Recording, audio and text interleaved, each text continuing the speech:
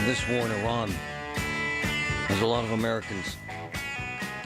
Americans on edge.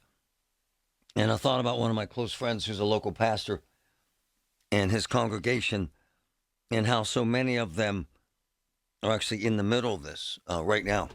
And I wanted to touch base with him this morning. Adam Stump, good morning, Pastor. How are you?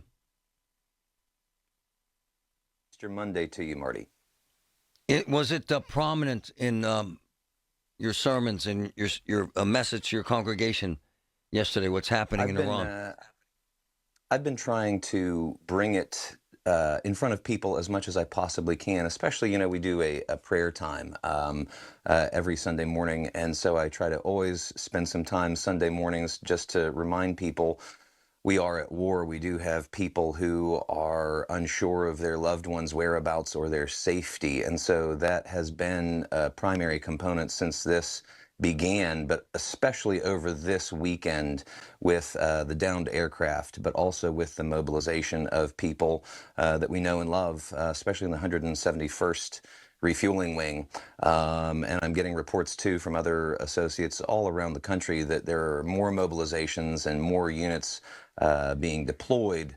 It's a troubling time for many people, so we try to really always spend time during the prayer time remembering those people, remembering especially those families who are back here unsure of anything, because all of this stuff is classified. Yes, they don't know where their loved ones are. They don't know if they're safe. And so we really have to remember the families in these times and support them as much as possible. And you have folks who have loved ones deployed. I mean, it's very stressful, sir, isn't it?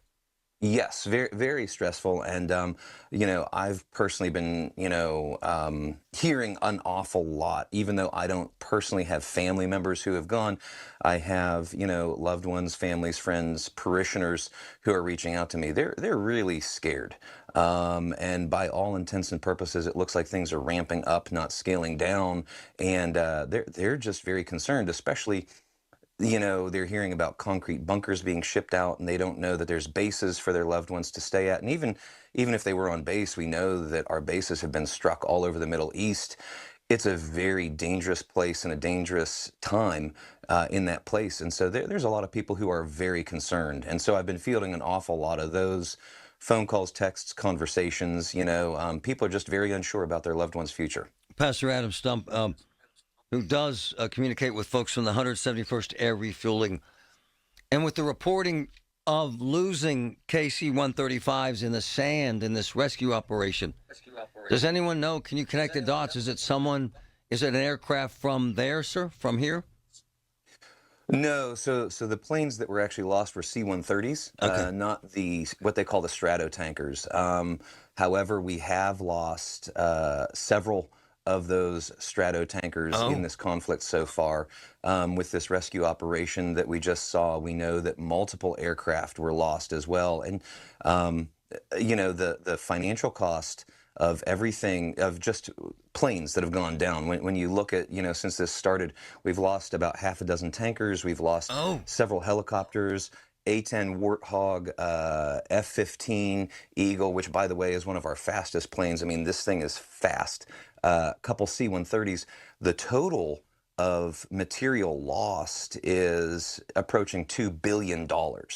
And that's nothing compared to the human life that we've also lost. And clearly we know hundreds more injured.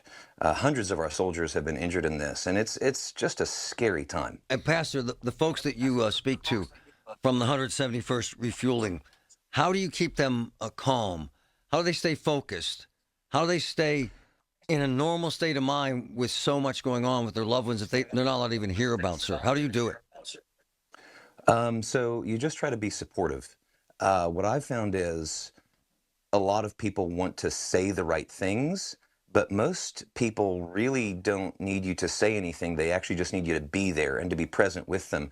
And so I try to reach out to as many people as I can regularly and just check in.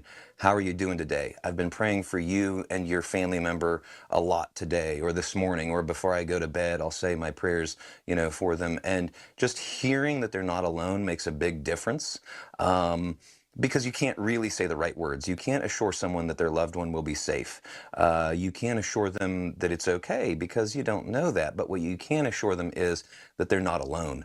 And I think that that's really the human issue is we're not alone in this. We have loved ones, we have family members, we have friends who are still here and they are still present. And, you know, we need to surround each other and just set our politics aside, set our, you know, all of our disagreements aside and Sure. just say, hey, we're in this together. I'm here for you. And I think that that's probably the most powerful thing that we can do for our family and friends at this time is to just be present, check in on them. And if you know that, and you know, some people are okay, some people are like, oh, it's fine, you know, whatever. But if you know that someone is really stressed out, check in with them multiple times a day and just say, hey, you know, do you need anything? Do you want to go out for coffee? You know, do you want to talk about it?